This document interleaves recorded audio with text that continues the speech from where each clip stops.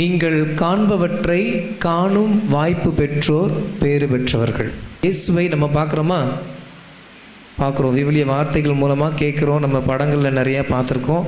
இயேசுனுடைய உருவப்படங்கள் நம்ம எல்லார் வீட்லேயும் இருக்கும், பார்க்குறோம். ஆனால் இயேசு யார் என்பதை நாம் கண்டுகொள்கிறோமா என்பது தான் முக்கியம்.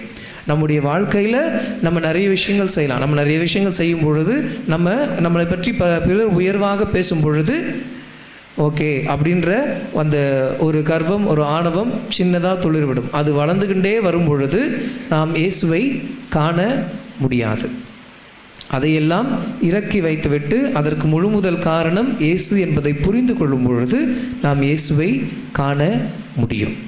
இயேசுவை நம்முடைய அகத்தில் நாம் காண வேண்டும். ஒவ்வொருவருக்கும் அருளடையாளங்கள் மூலமாக நாம் பெற்றுக்கொள்கின்ற அந்த அருளின் மூலமாக ஒவ்வொருவர் உள்ளத்திலும் இயேசு குடிகொண்டிருக்கிறார். நம் உள்ளத்தில் குடிகொண்டிருக்கின்ற இயேசுவை நாம் கண்டுகொண்டால் பிரான்சிஸ் அசிசியாரின் வாழ்வை போல நம்முடைய வாழ்வும் மாற்றமடையும்.